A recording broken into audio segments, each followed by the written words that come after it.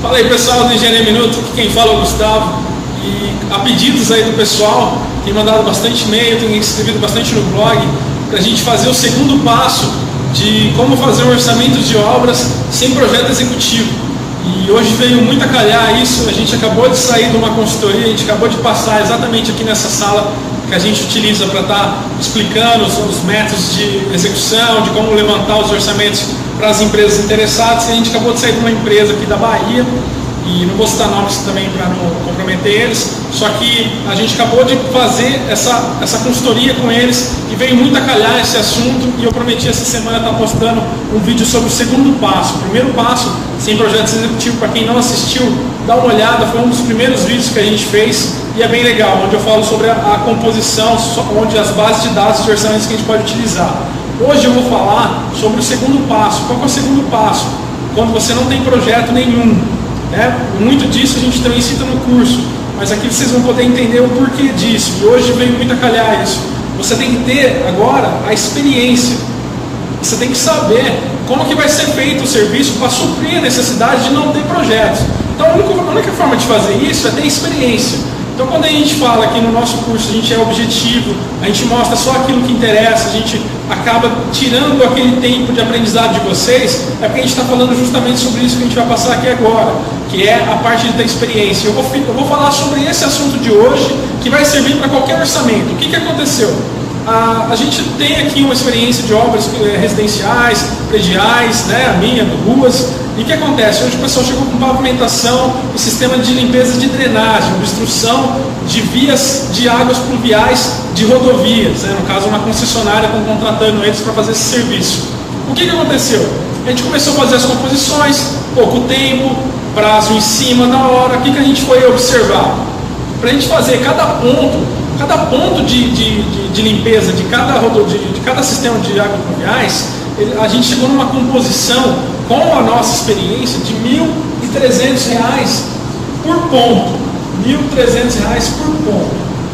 O que acontece? É R$ 1.300 por ponto, você considerando equipamentos, considerando mão de obra, considerando folha de pagamento, impostos, aluguéis de retroescavadeira, aluguel de uma possível pipa, um caminhão-pipa para você estar fazendo a limpeza dentro dos tubos de drenagem, dentro das anilhas de concreto.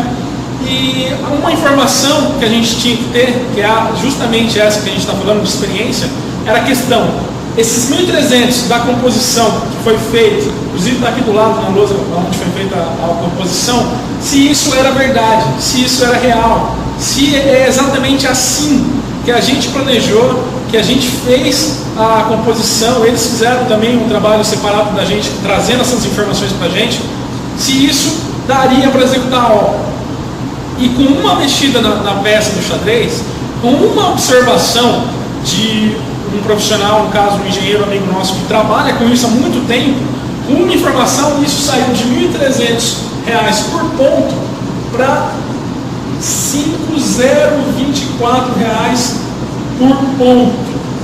Mas por que essa diferença? Por que é tão importante, então, ter essa experiência na hora de fazer esses orçamentos em projetos? O que acontece? A gente estava fazendo um sistema de retroescavadeira, com mão de obra própria, com salário, equipamentos. Aqui já entrou um outro item, que é o sistema crítico da obra de limpeza de drenagem, que você teria que usar o quê? Um sistema de hidrojateamento pronto. O sistema de hidrojateamento é R$ 900 a hora de um equipamento desse.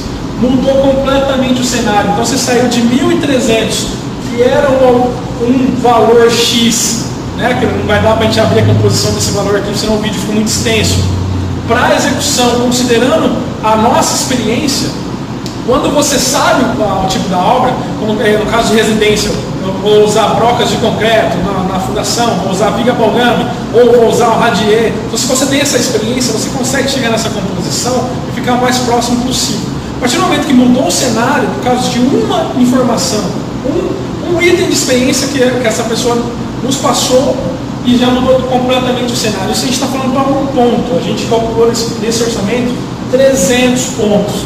Saímos de 1.500.000 para 2.400.000, 500. Então, imagine se não é considerado isso. Imagine se não tem essa experiência, o que poderia acontecer num projeto desse, né?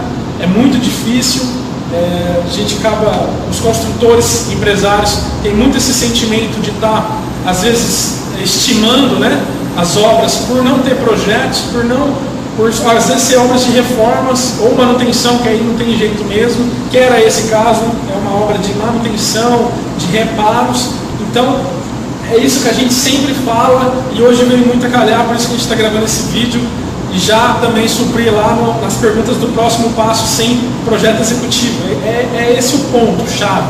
Depois da composição, depois da base que você vai usar, você tem que ter a experiência.